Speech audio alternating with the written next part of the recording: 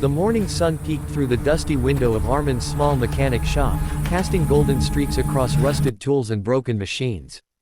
The rhythmic sound of a hammer striking metal filled the air as Armin worked on an old bicycle frame, humming softly to keep his mind from wandering toward his unpaid bills.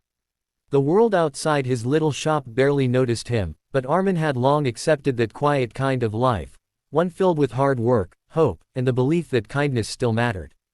Just then, the sound of screeching tires broke the stillness.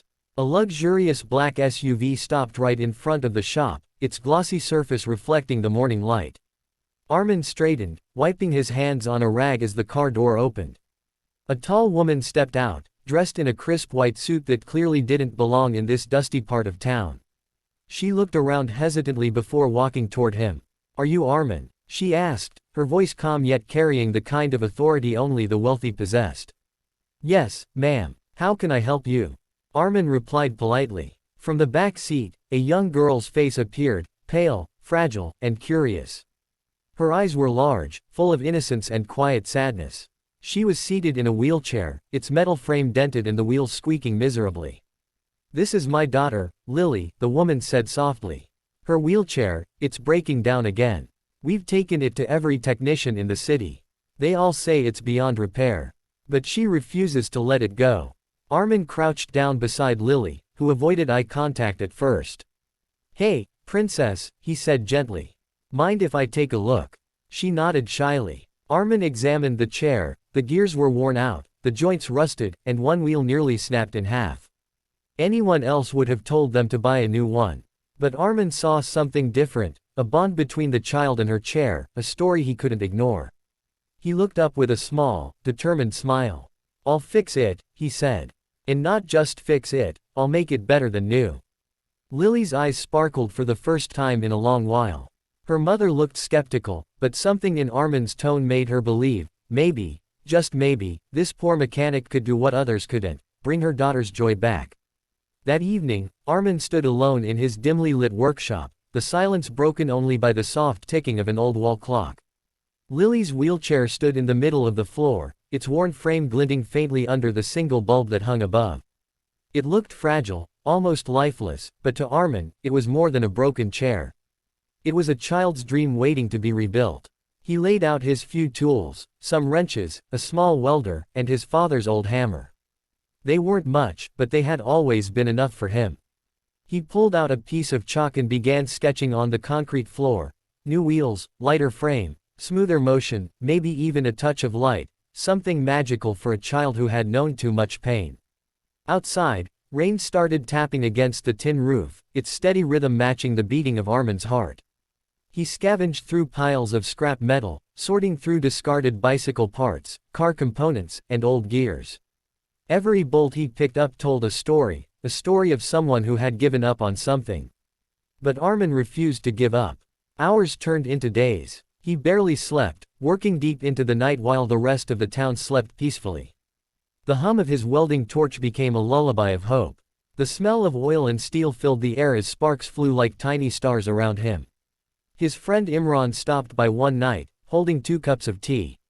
"You're still working on that thing?" he asked, shaking his head. "Armin, she's rich. Even if you fix it, she won't care. Don't waste your time." Armin took the cup, his eyes never leaving the wheelchair. "It's not about her money," he said softly. "It's about her smile. If I can make that little girl feel free again, that's worth more than any paycheck." Imran sighed, understanding but still worried. "You've got a kind heart, brother. Just don't let it break you." Armin smiled faintly. "Hearts that give don't break, Imran. They shine." As the clock struck midnight, Armin continued working, his hands steady, his eyes bright with purpose. The rain outside slowed to a whisper, as if even the night was holding its breath to see what miracle this poor mechanic would create.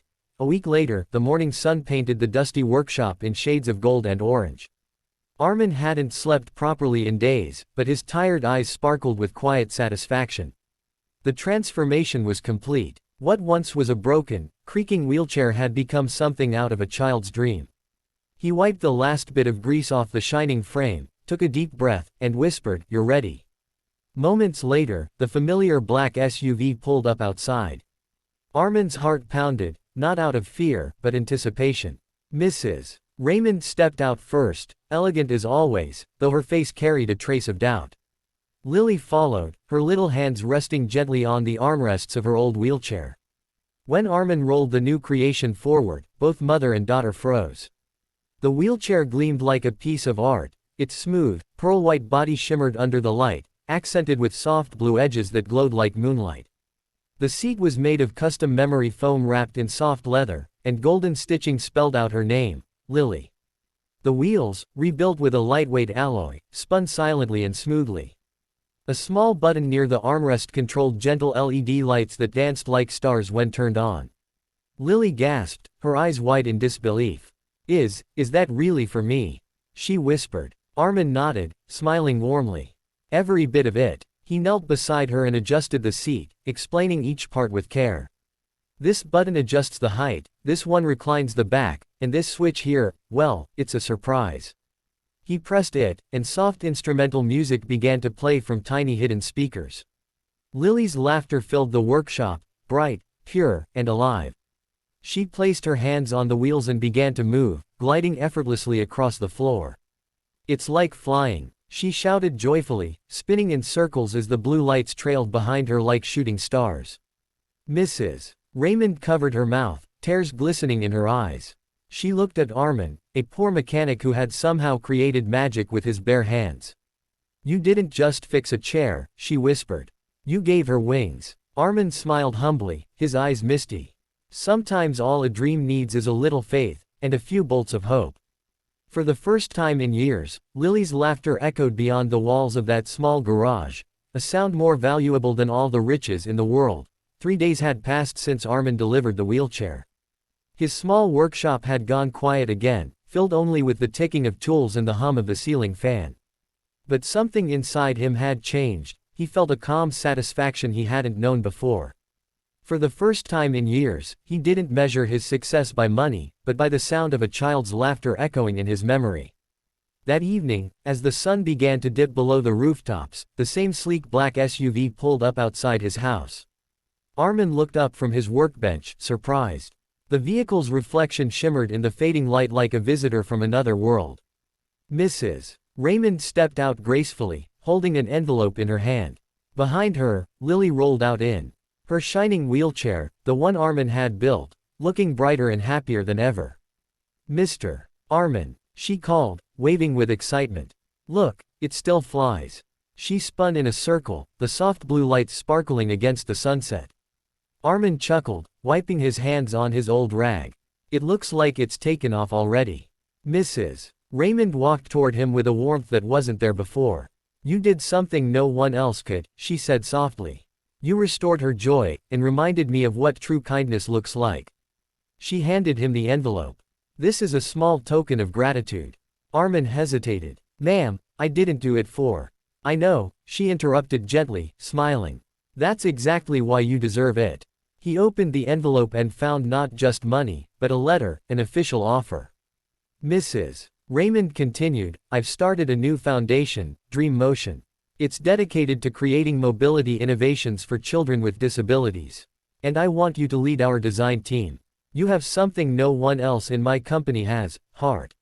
For a moment, Armin stood speechless, his throat tightening. I'm just a small mechanic," he whispered. Mrs. Raymond smiled kindly. "Not anymore. You're an inventor of hope." Tears welled in his eyes as he looked at Lily, who beamed up at him. "Told you, Mr. Armin," she said. "You made it fly." As the evening breeze swept through the narrow street, Armin felt something shift inside him. He wasn't just fixing broken things anymore, he was building dreams. And this time, his own life had taken flight too.